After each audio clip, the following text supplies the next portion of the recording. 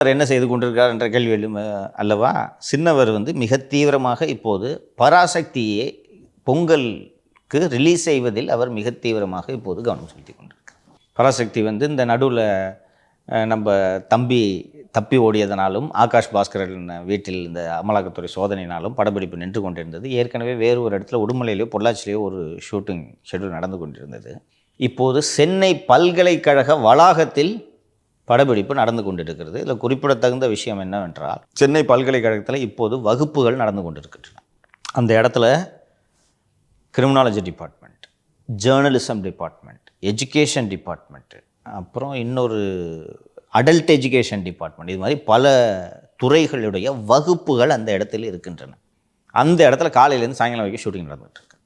இப்போது சென்னை பல்கலைக்கழகத்துக்கு துணைவேந்தரும் நியமிக்கப்படவில்லை. துணைவேந்தர் நியமிக்கப்படாவிட்டால் உயர்கல்வித்துறை செயலாளர், தொழில்நுட்ப கல்வி செயலாளர், இது போன்ற ஒரு 4-5 அதிகாரிகள் தான். இவங்க தானே பர்மிஷன் கொடுக்கணும். விசி இருந்தாலும் சார் எங்களுக்கு ஸ்டூடெண்ட்ஸு டிஸ்டர்ப் ஆவாங்கன்னா அப்ஜெக்ட் பண்ணுவாங்க. இது எப்படி இந்த கவர்மெண்ட்டு மற்றும் கட்சி ரெண்டும் இப்படி மெர்ஜ் ஆச்சுன்னா என்ன சிக்கல்ன்றதுக்கு இது ஒரு உதாரணம். நீங்கள் இப்போது தனித்தனியாக இருந்துச்சுன்னா யூனிவர்சிட்டி விசி அப்ஜெக்ட் பண்ணியிருப்பார், சார் பசங்க டிஸ்டர்ப் ஆவாங்கன்ட்டு. நீங்களே படம் எடுக்கிறீங்க. வேறு யாராவது ஒரு படப்பிடிப்பு நிறுவனம் நடத்துனாங்கன்னா, யோ பசங்க படிச்சுக்கிட்டு இருக்காங்க, அங்கே போய்ட்டு ஷூட்டிங் நடத்தின்னு இருக்கிற நீ என்று சொல்லலாம். நீங்களே கவர்மெண்ட்டு, நீங்களே கட்சி, நீங்களே சினிமாவும் எடுப்பீங்க, நீங்களே தயாரிப்பீங்க, நீங்களே டிஸ்ட்ரிபியூட் பண்ணுவீங்க, நீங்களே தியேட்டரையும் கட்டுப்படுத்துவீங்க. எங்கேயாவது நடக்குமா? அது இங்கே நடந்துக்கிட்டு இருக்கு. ஸ்டூடெண்ட்ஸ் எல்லாம் டிஸ்டர்ப் ஆகிருக்காங்க. யார் என்ன பேச முடியும்? எது கேட்க முடியுமா? எதுக்கு நாங்கள் ஷூட்டிங் நடத்தி யார் கேட்க முடியும்? எந்த ஸ்டூடெண்ட் கேட்க முடியும்? போட்டு எல்லாத்தையும் உடச்சிக்கிட்டு அது ஃபோட்டோஸ் இருக்குது பாருங்கள். அவருக்கு எதில் கவனம் இருக்குது தெரியுதா? அதாவது ஜனவரி மாதம் பொங்கலுக்கு பராசக்தி ரிலீஸ் ஆச்சுன்னா தமிழகமே இந்திய எதிர்ப்பு போராட்டம் பற்றிய திரைப்படத்தை பார்த்து லட்சிய உணர்வோடு திராவிட மாடல் அரசை மீண்டும் தேர்ந்தெடுப்பார்களாம். அவ்வளோ முட்டாள அந்த ஜனங்க. இவ்வளோ மொழிப்பற்று அப்படின்னு சொல்லிட்டு இதை அப்படியே மக்கள் கொந்தளிச்சு வருவாங்க அப்படின்னு சொல்லிட்டுலாம் படம் எடுக்கிறாங்க. இப்போ வெளி மாநிலங்களில் அப்புறம் வெளி நாடுகளுக்கு இந்த தமிழ் புக்கு அனுப்புனா, அதாவது அங்கே நடக்கூடிய பள்ளிகளுக்கு இந்த தமிழ் புத்தகங்களை அனுப்புறது வழக்கம் சார். இப்போ அதை நிறுத்தி வச்சிருக்கதா சொல்லியிருக்காங்க. இதுக்கிடையில் பாஜக தலைவர் நயினார் நாகேந்திரன் அவர்களும் சொல்லியிருக்காங்க, உங்கள்கிட்ட மனம் இல்லையா இல்லை பணம் இல்லையா அப்படின்னு சொல்லி கேட்டிருக்காரு சார். நல்ல கரெக்டான நேரத்தில் ஞாபகப்படுத்தினேன் நிதிஷ். இந்த மொழியை வச்சு வியாபாரம் பண்ணி ஆட்சிக்கு வந்த கட்சின்னா அது திமுக தான். இப்போ இவங்க எடுக்கிறாங்களே இந்த பராசக்தி படம், அது மொழிப்போர் தொடர்பான ஒரு படம். அந்த மொழிப்போர் அந்த இந்திய எதிர்ப்பு போராட்டம் தான் திமுகவை ஆட்சிக்கு வரும் அளவுக்கு அன்று உயர்த்தியது. அதுதான் உண்மை. தமிழ்நாடு பாடநூல் நிறுவனம் என்று, தமிழ்நாடு டெக்ஸ்ட் புக் கார்ப்பரேஷன் என்று இங்கே தமிழகத்தில் சென்னையில் எழும்பூரில் ஒரு நிறுவனம் இருக்கிறது. தமிழக அரசு பள்ளிகளுக்கான அனைத்து பாடங்களையும் புத்தகங்களையும் அந்த நூல் தான் அச்சிட்டு இலவசமாக தான் கொடுக்குறாங்கன்ட்டு நினைக்கிறேன். அந்த நிறுவனம் இதர மாநிலங்களில் பள்ளிக்கூடங்கள் இருக்கிறது அல்லவா? இப்போது உதாரணத்துக்கு உத்தராகண்ட் எடுத்துக்கிட்டிங்கன்னா, உத்தராகண்டில் தமிழ்ச்சங்கம் ஒன்று வச்சுருப்பாங்க. டெல்லியில் தமிழ்ச்சங்கம் எல்லாருக்கும் தெரியும். இது மாதிரி ஒவ்வொரு மாநிலத்துலேயும் ஒரு தமிழ்ச்சங்கம் இருக்கும். அங்கே நம்ம மாதிரி போய் தமிழர்கள் அங்கே செட்டில் ஆகி வேலை பார்த்துட்டு இருப்பாங்க.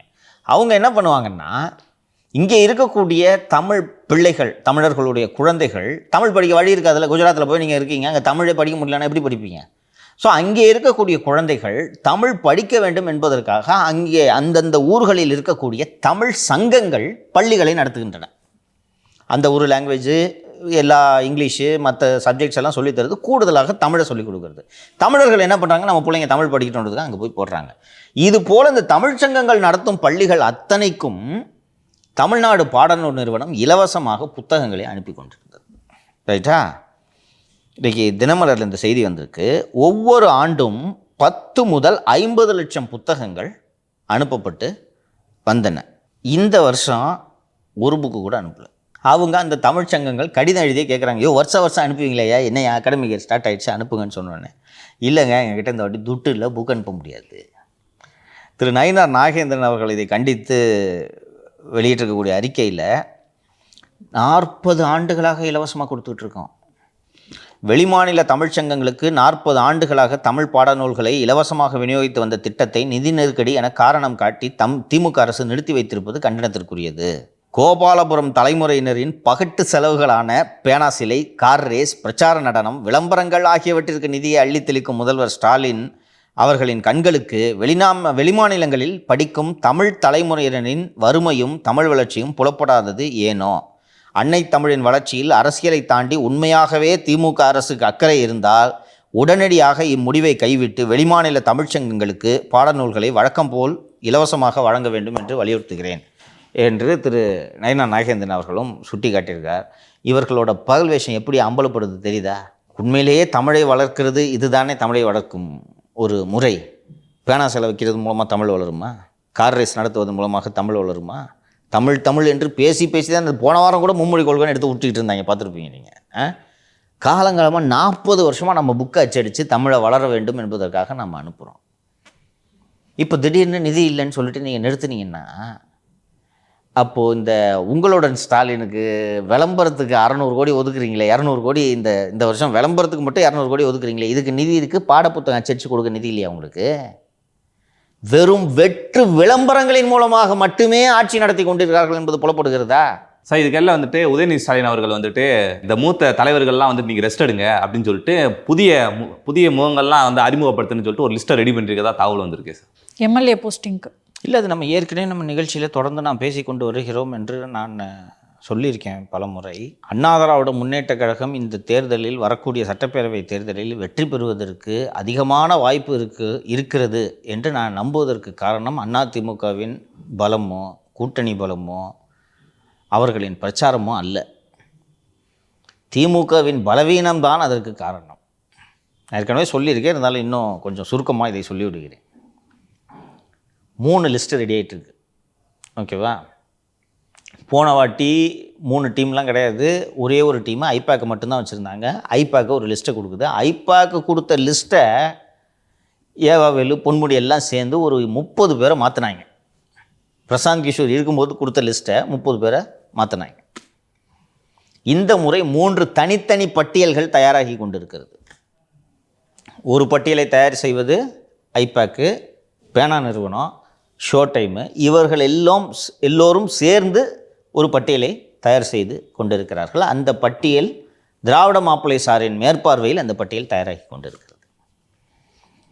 இப்போ திராவிட மாப்பிள்ளை சார் அவருடைய ஆதரவாளர்கள் ஒரு 50-60 பேர் இருந்தால் தானே அவருக்கு மரியாதை. இப்போ நாளைக்கு மாநிலங்களவை பதவி திமுக ஆட்சிக்கு வந்துடுதுன்னு வச்சுக்கோ. மாநிலங்களவை பதவி வேக்கண்ட் ஆகுது, ஓகேவா? ஒரு பதவி காலி ஆகுது. இவரு கொடுக்கலாம் அவரு கொடுக்கலான்னு கட்சி யோசித்து கொண்டிருக்கும்போது, அந்த மாநிலங்களவை தேர்தலில் வாக்களிக்க வேண்டிய எம்எல்ஏக்களில் ஒரு 60 பேர் மாப்பிள்ளை சார் எம்பி ஆகணும்னு சொல்லிட்டு போர்க்கொடி தூக்கினால் ஸ்டாலினால் என்ன செய்ய முடியும்? அப்படி சொல்ல வேண்டும் என்றால் இந்த மாப்பிள்ளை சார் அனுப்பிய ஆட்கள் அங்கே எம்எல்ஏக்களாக இருக்க வேண்டும், சரியா? ஒன்று. இரண்டாவது, முதல்வர் இன்னும் 100 ஆண்டு வாழ்வார் என்பது தான் என்னுடைய விருப்பம். வாழப்போகிறார்.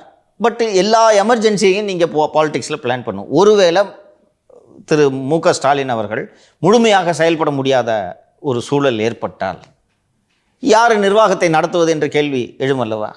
அப்போது உதயநிதி முதலமைச்சர் ஆகிட்டார்னா மாப்பிள்ளைக்கு அங்கே என்ன ரோல்? வாட்ச் கூட வாங்க முடியாது இல்லையா? மனது வேதனைப்படுவாரா இல்லையா? வருஷத்துக்கு ஒரு 50 கோடிக்கு வாட்ச் வாங்கணும். அப்போ வாட்ச் கூட வாங்க முடியாத ஒரு நிலைமைக்கு மாமனார் உயிரோடு இருக்கும்போதே, ஆக்டிவாக இருக்கும்போதே இவரை போய் அவரை வெளிநாட்டுக்கு போக சொல்லிட்டு விரட்டி விட்றாங்க. இப்போ தான் வந்து காரோட்டும் சாரதியாக மாறி இருக்கிறார். உதயநிதி சிஎம் ஆகிட்டா இவருக்கு எங்கே இடம்? அண்ணா நகர் கார்த்தியோட ஃபுட் கோர்ட்டெல்லாம் காலி பண்ணிடுவாங்க அண்ணா நகரில். அப்புறம் கார்த்தி எங்கே போவார்? ரேடியோ ரூமுக்கு கூட போக முடியாது. ஸோ அப்போ அவருக்குன்னு ஒரு 60-70 எம்எல்ஏக்கள் இருந்தால் தானே சரியாக இருக்கும். ஸோ அவர் வந்து அவரோடது சிக்கலே கிடையாது. அம்மா இது ஏன் லிஸ்ட் இல்லை, ஷோ டைம், ஐபேக்கு, பென்னு. ஸோ இவங்க எல்லாம் சேர்ந்து சர்வேக்கள் மூலமாக எடுத்த லிஸ்ட், ஓகேவா? இது ஒரு லிஸ்ட் தயாராகி, இதுக்குள்ளேயே ஒரு உள் லிஸ்ட் தயாராகி கொண்டிருக்கிறது. அது என்னவென்றால், அது ஐபேக் நிறுவனம் மற்றும் திரு செந்தில் பாலாஜி ஆகியோர் சேர்ந்து தயார் செய்யும் பட்டியல். அது எதற்கு? செந்தில் பாலாஜி அவர்கள் அவர் ஸ்ட்ராங்காக இருக்கிறதுக்கு போல. கரெக்டா? ஐபேக் நிறுவனம் கொங்கு பகுதி அவருடைய பகுதியில், கொங்கு பகுதியில் 20 பேரை தேர்ந்தெடுத்து 20 பேரும் வேலை செய்து கொண்டிருக்கிறார்கள். அந்த 20 பேரை ஐபேக் நிறுவனம் பரிந்துரை செய்யும், ஓகேவா? செந்தில் பாலாஜி நானும் விசாரித்தேன், இதான் ஏன் லிஸ்ட்டுன்னு சொன்னோன்னா அந்த 20 பேருக்கு சீட்டு கிடைக்க வாய்ப்பு இருக்கா? அவங்க ஏற்கனவே ஐபேக்கில் வேலை செய்கிற ஒரு பையனுக்கு பணத்தை கொடுத்துட்டு வேலை செய்ய ஆரம்பிச்சிட்டாங்க அங்கே. இது ஒரு லிஸ்ட்டு. இது மாப்பிள்ளை லிஸ்ட்டோடு சேர்ந்து ஐடென்டிஃபை ஆகிடுன்னு வச்சுங்க. இது ஒரு பக்கமாக. மகன் சுனில் கனுகுலு, இப்போது புதிய வியூக வகுப்பாளர் வரம் தரும் வருண், இவர்களெல்லாம் சேர்ந்து இவர்கள் ஒரு பட்டியலை தயார் செய்வார்கள். நாளைக்கு இதே போல் முதல்வருக்கு உடல்நிலை சரியில்லாமல் போய் மாப்பிள்ளை அவரோட 60 எம்எல்ஏ வச்சுக்கிட்டு அவர் ஒரு வேளை சிஎம் ஆகிட்டா? வரலாற்றில் இது நடந்தது இல்லையா? எங்கே நடந்திருக்கு? ஆந்திராவில் நடந்திருக்கிறது. என்.டி. ராமராவ் உயிரோடு இருக்கும்போதே மருமகன் கட்சியை கைப்பற்றி அவர்தான் இன்று அந்த மாநிலத்தின் முதல்வராக இருக்கிறார். அவர்தான் சந்திரபாபு நாயுடு. அவருக்கு பையன்லாம் இல்லையா சார்? அவருக்கு பையன்லாம் இல்லையா? அதெல்லாம் அடிச்சு டம்மி பண்ணிட்டு தான் வரணும். அதான் மருமகன் இல்லை. ஸோ அங்கே இருக்கிறது. அதுபோல் இங்கே நடக்கக்கூடாது என்பதற்கு நமக்கு சப்போர்ட்டாக ஒரு 60-70 எம்எல்ஏக்கள் வேண்டுமா வேண்டாமா? அதுதான் நீங்கள் சொன்ன செய்தி. இப்போ ஒரு தொகுதிக்கு மூணு வேட்பாளரா? இது 2 வந்துருச்சு இப்போ லிஸ்ட்டில், ரைட்டா? 3வது லிஸ்ட்டு எது? இந்த 3வது லிஸ்ட்டை இன்னைக்கு யாரோடைய ஆட்சி நடக்கிறது தமிழ்நாட்டில்? அதிகாரிகள். இந்த அதிகாரிகளாக சேர்ந்து இவர்கள் ஒரு பட்டியலை தயார் செய்து கொண்டிருக்கிறார்கள். இப்போ பேனா நிறுவனமும் சுனில் டீமு எல்லாம் சேர்ந்து நிதிஷை வந்து அம்பாசமுத்திரம் தொகுதிக்கு என்று அவர்கள் பரிந்துரை செய்தால், நாங்கள் எங்களோட உளவுத்துறை அறிக்கைப்படி நிதிஷ்னை நாங்கள் ஜெயிக்க மாட்டார் சார். அப்போ யார் நிற்க வைக்கலாம்? மாலதி நிற்க வைங்க சார். இவர் எங்கேருந்து வந்து சார்? இவருக்கு தான் சார் கட்சியில் நல்ல பேர் இருக்குது, நாங்கள் சர்வே எடுத்துட்டோம், இவர் இந்த கம்யூனிட்டி, அவங்க ஒரு லிஸ்ட்டு கொடுப்பாங்க. சரி, இப்போ 3 லிஸ்ட்லையும் இருக்கிறவங்களுக்கு நம்ம பேர் அந்த லிஸ்ட்டில் இருக்குன்றது தெரியும். இப்போ அம்பாசமுத்திரம் தொகுதின்னு எடுத்துக்கோம். நீங்கள் வந்து ஐபாக் லிஸ்ட்டு, நீங்கள் வந்து அதிகாரிகள் லிஸ்ட்டு, அதிகாரி லிஸ்ட்டு, நான் வந்து உதயநிதி லிஸ்ட்டு. இப்போ இந்த 3 பேரில் ஒருத்தருக்கு தான் அம்பாசமுத்திரம் கிடைக்கும், ரைட்டா? இந்த சீட்டு வாங்கின ஒருத்தனை மீதி 2 பேர் ஜெயிக்க விட்டுருவாங்களா? என்ன நடக்கும்னு சொல்கிறேன். மீதி 2 பேரும் போய் ஏடிஎம்கே கூட கைகோப்பாங்க. நடக்குமா நடக்காதா? கைகோத்து இதை பாருங்கள், என்ன ஆனாலும் சரி சங்கர் மட்டும் ஜெயிச்சிடக்கூடாது. இந்த தொகுதியில் மற்ற எல்லா தொகுதியும் விட்டுருங்க. அம்பாசமுத்திரத்தில் உதயசூரியன் ஜெயிக்கக்கூடாது. அவன் பாட்டுக்கு நான் இவ்வளோ கஷ்டப்பட்டு செலவு பண்ணியிருக்கேன், அவன் பாட்டுக்கு நாளைக்கு ஜெயிச்சு கரவேட்டி கட்டிட்டு எம்எல்ஏவை சுற்றிட்டு இருப்போம். நாளைக்கு அப்புறம் எனக்கு என்ன மறுவாதி? இது எல்லா தேர்தலையும் நடக்கும். இதுக்கு நடுவில் கூட்டணி கட்சிகள் வேற இருக்கே சார். அது டிஸ்ட்ரிபியூஷன், அந்த பஞ்சாயத்து தனி. டிக்கெட்டு ஜெயலலிதா இருக்கும்போதே இது பஞ்சாயத்து வரும். ஜெயலலிதாவுக்கு எதிராக கேண்டிடேட்டை போட்டு ஏடிஎம்கே கேண்டிடேட்டை தோக்கடிப்பாங்க. ஜெயலலிதா இருக்கும்போதே நடந்திருக்கும். இவர் எப்படிப்பட்ட தலைவர்ன்றதான் ஊருக்கே தெரியுமே. புலம்புறாரு, ஏன்பா அவங்களால தூக்கமே வரலப்பா, ஏன்பா அப்படி போட்டுக்கேன்னு புலம்புறாரு. அப்போ எவன் பயப்படுவான்? போய வயசாகிடும், எனக்கு இதை விட்டேன்னா எனக்கு அடுத்த தேர்தலுக்கு 60 வயசு ஆகிடும், அவ்வளோ 5 வருஷம் என்னால் வெயிட் பண்ண முடியாது. வெட்டு குத்து நடக்கும். இதன் மூலமாக அதிமுகவின் வெற்றி எளிதாகும். இதுதான் அதிமுகவோட பலம், வேறு ஒன்றும் அல்ல. சார், டிஜிபி நியமனத்தில் தான் இது நடக்குதுன்னு பார்த்தா இங்கே வந்துட்டு முதல்வரவே என்ன சார் வேட்பாளர் எல்லாத்துலையும் இருக்கும். இந்த தேர்தல் பிரமாதமாக இருக்கும், அருமையாக இருக்கும். நீங்கள் பாருங்கள் சார். கருணை அடிப்படையில் அரசு பணி வழங்குறதுக்கு வந்து மூப்பு பட்டியல் தயாரிக்கப்படுது அப்படின்னு சொல்லிட்டு ஒரு செய்தி வந்திருக்கு. அது என்ன சார்? இந்த மேட்டரில் தான் போய் சீஃப் செக்ரட்டரி எல்லாம் நீதிமன்றத்தில் நின்றது. அந்த அடிப்படையில் இது செய்யப்பட்டிருக்குது. இது ஒரு மிக முக்கியமான சீர்திருத்தம். அதாவது என்னென்னா, தமிழ் அரசு ஊழியர்கள் இறந்து பணிக்காலத்தில் பணியில் இருக்கும்போது இறந்து போனால் அவர்களின் வாரிசுகளுக்கு குடும்பத்தில் ஒருத்தருக்கு வேலை கொடுப்பார்கள். குடும்பத்தில் யாருமே வேலையில் இல்லைன்னா அவர்களுக்கு கொடுப்பார்கள். நான்லாம் அப்படி தான் அரசு பணியில் சேர்ந்தேன். என் தந்தை இறந்து தான் எனக்கு அந்த வேலை கிடைத்தது. இப்போது சிஸ்டம் எப்படி இருக்குது அப்படின்ட்டு கேட்டால், நான் லஞ்ச ஒழிப்புத்துறையில் என் தந்தை பணிபுரிந்தார், அங்கேயே இறந்தார், எனக்கு அங்கேயே வேலை கிடைத்து விட்டது. கலெக்டர் ஆஃபீஸில் வேலை செய்கிறவர், தாலுகா ஆஃபீஸில் வேலை செய்கிறவர் இறந்து போனால் தாலுகா ஆஃபீஸில் வேலை கிடைக்கும். சில துறைகளில் விரைவாக வேலை கிடைத்துவிடும், சில துறைகளில் பல ஆண்டுகள் வேலைக்காக காத்திருக்க வேண்டி வரும். ஓகேவா? நீங்கள் இப்போ சில விவசாயத்துறை, வருவாய்த்துறையை எடுத்துக்கிட்டு நீங்கள் அங்கே போனீங்கன்னா, ஏற்கனவே உங்களுக்கு முன்னாடி 300 பேர் லிஸ்ட்டில் இருப்போம். உங்களுக்கு வேலை கிடைக்கும் போதே 50 வயசு ஆகிடும். இப்படிப்பட்ட சிக்கல்கள் எல்லாம் இருக்கிறது.